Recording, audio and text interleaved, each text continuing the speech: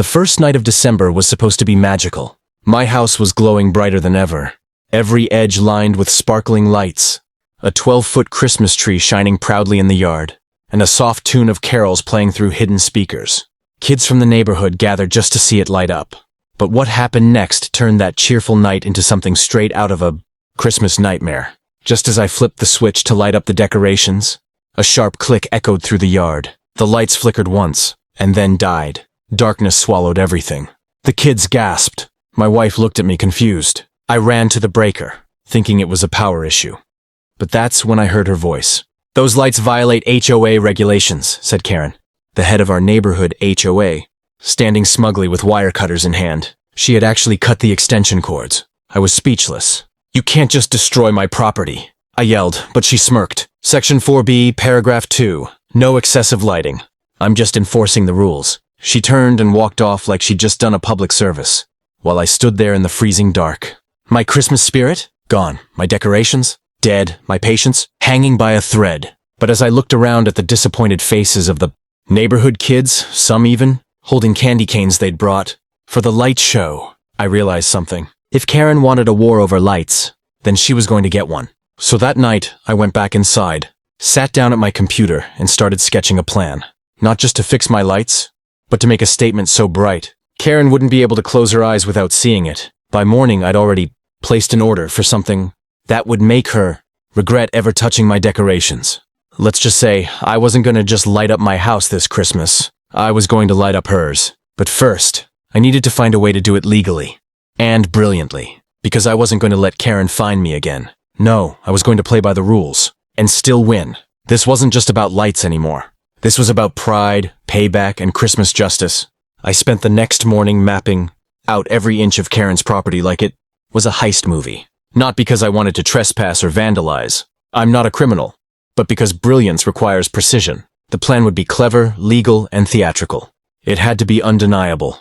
An artistic display that followed all HOA rules but couldn't be ignored. First, I researched. I read the HOA bylaws from cover to cover and highlighted the exact phrases Karen had weaponized the night before. There were limits on excessive illumination and commercial-style displays, but nothing banning tasteful, low-energy exhibits or timed light shows. Bingo.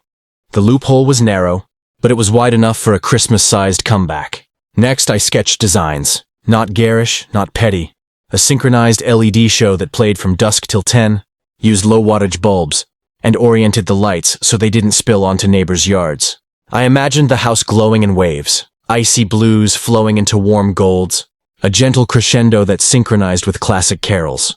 It would be tasteful, community-friendly theater, and it would be installed entirely on Karen's visible facade, using public-facing areas that didn't require entry onto her property. I recruited help. My neighbor, Maria, is a retired electrician with a mischievous streak and surgical precision. My friend Jamal knows programming and had a warehouse of spare LED strips from his last gig. We called in favors, drew up blueprints, and rented a lift to reach the high eaves. Everyone signed NDAs, mostly joking, but the secrecy mattered. If Karen caught wind early, she'd find a way to shut it down. On Thursday evening, we set up on the public sidewalk opposite Karen's house. No trespass, no theft. We assembled temporary frames on the sidewalk and aimed projectors and programmable LEDs toward her house, focusing only on the exterior surfaces visible from public right-of-way. We tested the sequences at low volume and low brightness first. The lights danced like breath over her siding, each frame timed to the music we planned to stream from a licensed Bluetooth speaker hidden in our car. It was subtle, stunning, and impossible for Karen to dismiss without looking foolish in public. Word spread. Kids started showing up with hot cocoa. Cars slowed. Karen, of course, noticed the crowd and peered through her blinds. She stepped outside to glare, clutching her clipboard like a talisman. But she couldn't cite a violation. We hadn't touched her property. We'd followed every rule we'd researched. I smiled, feeling the warm flicker of victory. The game had only just begun. Victory inevitable. By Saturday night, anticipation was electric. Literally. Word had spread across the entire neighborhood. People who hadn't spoken in months were chatting on sidewalks, sipping hot chocolate, and waiting for what everyone now called the Great Christmas Comeback.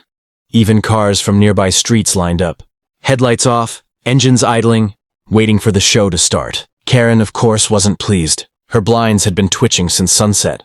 Every few minutes, she'd step out, clipboard in hand, pretending to inspect the curb while muttering into her phone. She was trying to find something, anything, that would let her shut me down.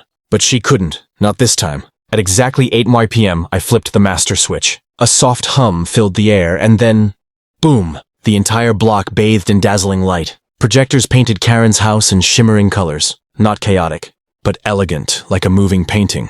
Snowflakes danced across her walls.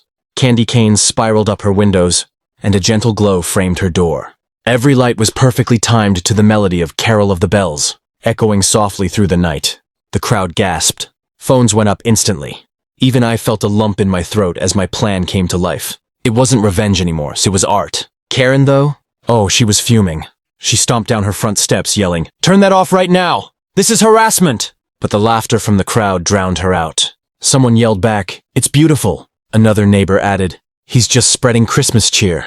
She pointed at me. "This violates HOA standards." I calmly held up my phone and read directly from the bylaws. Displays visible from public. Right-of-way are not.